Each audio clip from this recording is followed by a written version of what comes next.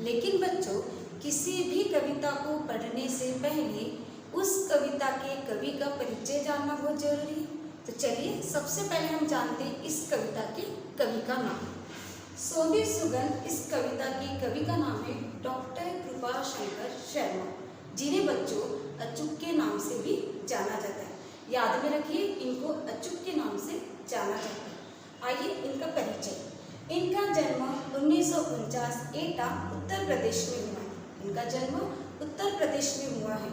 इनकी कुछ प्रमुख कृतियां हैं: नदी, उफान भरे, गीत खुशी के गाँव तुम आदि। अब जानते हैं पद्य संबंधित कुछ बातें। प्रस्तुत कविता में कवि ने वर्षा ऋतु का जब आगमन होता है, जब बारिश का पानी धरती पे गिरता है, तब वातावरण में क्या बदलाव होते हैं, नदी, पेड़ पौधे आदि में क्या बदलाव होता है, इसका मनोहारी वर्णन किया हुआ है। और अब हम आगे बढ़ते हैं इस कविता की सुगंधित। सुगंध यानी महक, खुशबू। बच्चों, आप लोगों ने सबने देखा होगा, जब गर्मियाँ गिरती है, बहुत भीषण गर्मी जब गिरती है, अचानक वर्षा का आगमन होता है, और जब वर्षा का आगमन होता है, बारिश का पानी जब धरती पे मिलता है, तो उससे जो महक आती है, जो खुशबू आती है, उसका वर्णन कवि ने यहाँ पर किया हुआ है। आप जानना चाहोगे इस महक को महसूस करना चाहोगे, तो मैं आपको कुछ दिखाना चाहूँगी। आप इसे ध्यान से देखिए। देखिए बच्चों, ये प्लेट में मैंने कुछ सूखी मिट्टियाँ ली हुई है। इस मिट्टी पे देखो बच्चों, ध्यान से देखो, अभी बारिश होने वाली है और इस मिट्टी से एक सुंदर सी महक आने वाली है। आप भी इसे महसूस कर सकते हैं। ध्यान से देखिए, मैं अभी इस पर बारिश कर रही हूँ। देखिए बारिश आ रही है और इस मिट्टी से इतनी सुंदर खुशबू आ रही है, आप भी इसे महसूस कर सकते हैं। आइए अब हम पढ़ते हैं कविता की पंक्तियाँ। इन पंक्तियों का मैं आपको लय के साथ में सुनाकर बताती हूँ, ताकि आप अच्छे से इसको याद कर सकें। सौंधी सौंधी सी सुगंध माटी से बोली, बादल बरस गया धरती ने आंखें खोली। सौंधी सौंधी सी सुगंध माटी से बोली, बादल बरस गया धरती ने आंखें खोली। आइए अब इन पंक्तियों का हम शब्दार्थ और भावार्थ दोनों भी जानते हैं। जैसे कि आप ब्लैक बोर्ड पर देख रहे हैं, मैंने कठिन शब्दार्थ के नीचे रेखाएं खींची है। सौंधी सौंधी यानी सुगंधित, जिसके हमने इसके पहले भी जाना है। सुगंध यानी खुशबू, माटी यानी मिट्टी, बादल यानी मेघ। अब हम इसका अर्थ जानते हैं। सौंधी सौंधी सी सुगंध माटी से बोली। पहले भी मैंने आपको जैसा बताया कि भीषण गर्मी गिर रही है और अचानक वर्षा का आगमन हो रहा है, चारों तरफ सूखा ही सूखा है। और जब बारिश होती है बच्चों, तो अचानक मिट्टी में जो खुशबू आने लगती है, जो महक आने लगती है, वो महक किससे बोल रही है? माटी से बोल रही है। क्या बोल रही है? देखो, बादल बरस गया धरती ने आंखें खोली। क्या हो गया है? किसका आगमन हो गया? बादलों का, मेघों का आगमन हो चुका है। और ये आगमन होने के बाद यानी बारिश आने के बाद में धरती आंखें खोलती है, धरती चारों तरफ देखती है, तो चारों तरफ जो वातावरण हो जाता है वो एकदम ठंडा शीतल सा हो जाता है। चारों तरफ एक मिट्टी सी महक आने लगती है। चलिए अब हम बढ़ते आगे की पंक्तियों पर। फिर से मैं आपको इनको सुनाकर बताती हूँ, ताकि आप इसे अच्छे से याद कर सकें। चारों ओर की हरियाली कहे मयूरा, सदियों का जो सपना हो जाए पूरा।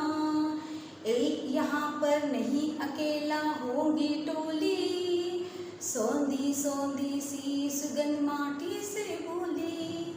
अब हम इन पंक्तियों का कठिन शब्दार्थ और भावार्थ दोनों भी जानते हैं। देखिए, मैंने आपको पहले ही बताया कि मैंने इसके नीचे रेखाएं खींची हुई है। मयूरा, मयूरा यानी मोर, सदियों से यानी शताब्दी से, टोली यानी समूह। चलिए अब हम इसका भावार्थ जानते हैं।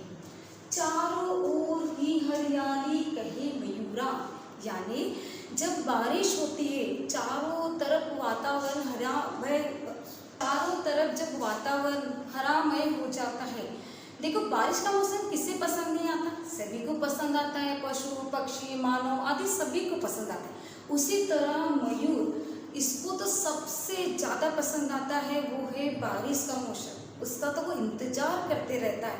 ये आप सभी ने देखा होगा, सभी ने पढ़ा होगा कि सबसे ज़्यादा मोर को बारिश का मौसम पसंद आता है।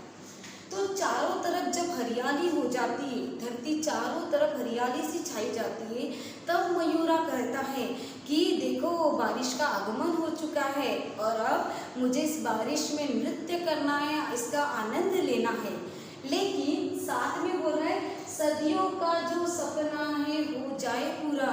वे जो इतने दिनों से बारिश का इंतजार कर रहा था कि कब कब बारिश होती है और इस बारिश में मैं नृत्य करता हूँ, तो आज उसका ये जो सपना है बारिश का वो पूरा हो गया, ताकि वो इसमें नाच सके, इसका आनंद उठा सके। एक यहाँ पर नहीं अकेला होंगी टोली।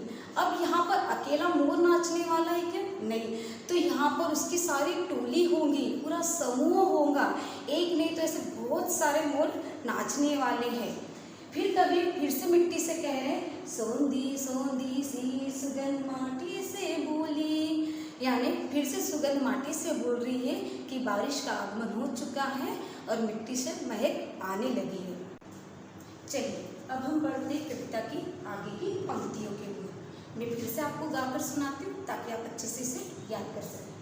बाग बगीचे ताल तलियाँ सब मुस्काएं, झूम झूम कर मस्ती में तरु गीत सुनाएं। मस्त पवन में अब खोली है अपनी झोली, सोंधी सोंधी सी सुगंध माटी से बोली। आइए इन पंक्तियों का हम कठिन शब्दार्थ और भावार्थ जानते हैं।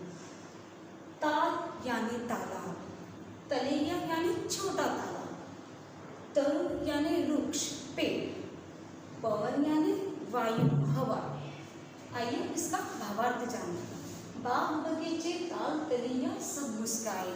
देखिए मैंने पहले भी बताया है कि जब वर्षा ऋतु का आगमन होता है, जब बारिश होती है तो धरती हरी भरी हो जाती है। उसी तरह बाग बगीचे भी कैसे हो जाते हैं? हरे भरे हो जाते हैं, क्योंकि गर्मियों में सारे सूख जाते हैं, वर्षा ऋतु के आगमन से सारे हरे भरे हो जाते हैं। ताल तलैया यानी नदी तालाब ये भी कैसे हो जाते हैं? हरे भरे से हो जाते हैं, यानी भर जाते हैं।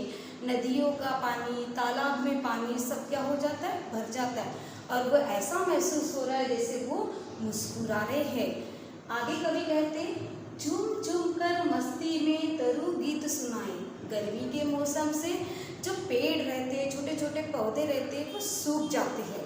लेकिन जैसे बारिश का आगमन होता है, जैसा वर्षा ऋतु आने शुरू होती है, देखो छोटे छोटे पौधों में से लेकर बड़े पौधों तक, बड़े पेड़ों तक उनमें पत्तियां फूटने लगती है, वो हरे भरे हो जाते हैं। तो ऐसे में कह रहे हैं कवि कि जो तरु, तरु यानी पेड़ वृक्ष कैसे हो गए हैं? हरे भरे हो गए, और हरे भरे होने की वजह से ऐसा लग रहा है जैसे वो मस्ती में झूम रहे हैं। जैसे बस बच्चे कैसे खेलते रहते हैं मस्ती में, उसी तरह के जो पेड़ पौधे हैं वो मस्ती में क्या कर रहे हैं? झूम रहे हैं। आगे देखिए मस्त पवन ने अब खोली है अपनी झोली। पवन यानी हवा। वर्षा ऋतु का साथ पाकर, बारिश का जो मौसम है उसका साथ पाकर अब हवा ने भी क्या किया है बच्चों? अपनी ठंडी हवा की झोली खोल दी है, जिससे चारों तरफ वातावरण कैसा हो चुका है? आनंदित हो चुका है, सुहावना हो चुका है। और ठंडी हवा किसे पसंद नहीं आती बच्चों? और ऐसे में भी बारिश का मौसम शुरू है, सबको पता है कि बारिश के मौसम में सब चारों तरफ वातावरण कैसा हो जाता है? ठंडा ठंडा शीतल सा हो जाता है, और सब लोग इसकी तो इंतजार करते हैं। चलिए अब हम इसलिए कवि कह रहे सौंधी सौंधी सी सुगंध माटी से बोली, यानी सुगंध मिट्टी से बोल रही है कि बारिश का आगमन हो चुका है। चलिए अब आगे की पंक्तियों को चलते हैं। ये पंक्तियां मैं फिर से आपको सुनाकर बताती हूँ ताकि आप अच्छे से याद कर सकें। सागर का जो था मसूबा सफल हो गया, खुशियों की दुनिया में आकर स्वयं खो गया।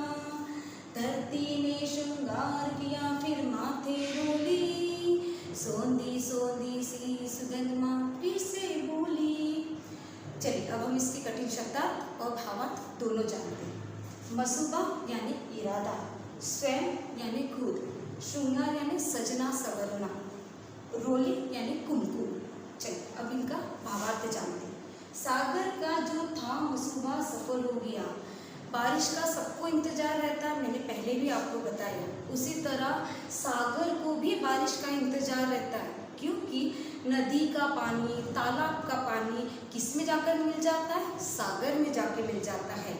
तो इसलिए कवि कह रहे हैं कि जो सागर का जो इरादा था, उसका जो मकसद था, वो मकसद अब क्या हो चुका है? पूरा हो चुका है, क्योंकि बारिश का आगमन हो चुका है। और इसी वजह से खुशियों की दुनिया में आकर स्वयं खो गया। और इस बारिश के आने की वजह से वो इतना ज़्यादा खुश हो गया कि उसको होश ही नहीं रहा कि वो किस दुनिया में है। वो खुद के ही दुनिया में खो गया है, खुद ही मुस्कुरा रहा है और मदन मस्त होकर रह रहा है। आगे कह रहे कवि, धरती ने श्रृंगार किया फिर माथे रोली।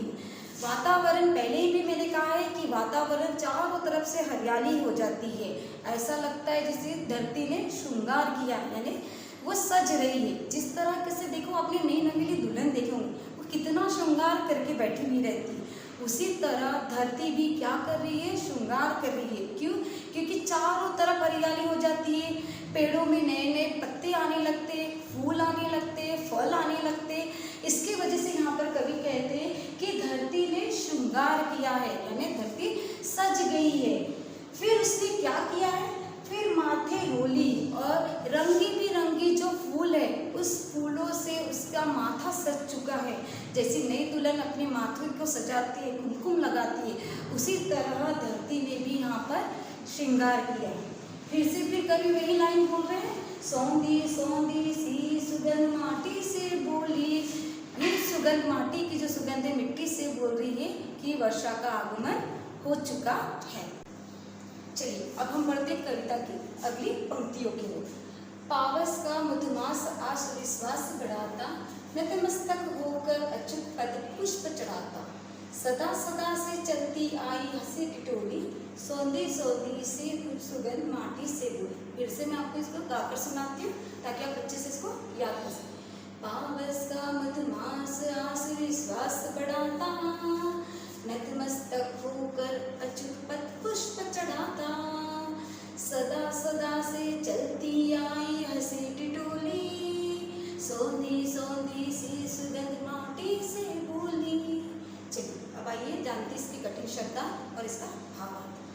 पावस यानी बरसात, मधुमास यानी बसंत ऋतु, अच्युत ये लेखक कवि का नाम है, पुष्प यानी फूल, पद यानी पैर, सदा सदा से यानी हरदम।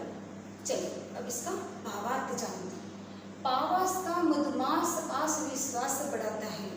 पावस यानी मैंने बताया आपको बरसात। बरसात के मौसम में बसंत ऋतु आता है। आपने बसंत ऋतु के बारे में सुना ही होगा कि बरसात के मौसम में जब बसंत ऋतु आता है तब चारों ओर हरियाली छा जाती है, पेड़ पौधे हरे भरे हो जाते हैं, रंगी बिरंगी फूल खिलने लगते हैं।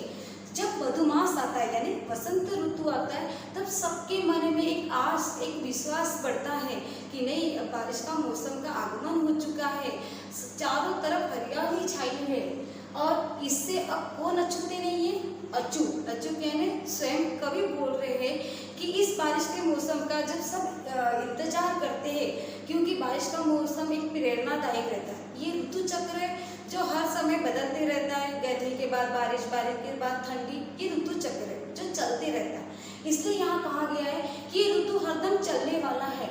तो जब वसंत ऋतु में जब सबकी विश्वास बढ़ाता है, सबका प्रेरणा बढ़ाता है, तो मैं इससे कैसा अचूक हूँ, यानी मैं इससे अलग क्यों हूँ। इसलिए इस वसंत ऋतु को भी खुद कवि क्या चढ़ा रहे हैं, उसके पैरों में नतमस्तक होकर उसको पुष्प चढ़ा रहे हैं, यानी फूल चढ़ा रहे हैं। आगे कहा गया, सदा सदा से चलती आई हंसी टिटोली। मैंने पहले कहा है कि ये जो ऋतु है, वर्षा ऋतु का जो आगमन होना या आना, ये निरंतर चलने वाला एक चक्र ऋतु है। तो जब ये सदियों से चला आता है तो इसमें कवि क्यों अलग है? तो इसलिए बोलते हैं कि जब जब बारिश आती है सब हंसी से, खुशी से, आनंदितमय हो जाते हैं। आगे बोल रहे हैं, फिर से कभी नहीं बोल रहे, सौंधी सौंधी सी सुगंध माटी से बोली, यानी मिट्टी से निकलने वाली खुशबू मिट्टी से ही बोल रही है कि देखो वर्षा ऋतु का आगमन हो गया। मैं उम्मीद करती हूँ बच्चों कि आपको ये कविता बहुत अच्छे से समझ में आई होंगी। आप भी अपने घर में रहिए, खुश रहिए, आनंदित रहिए। नमस्ते।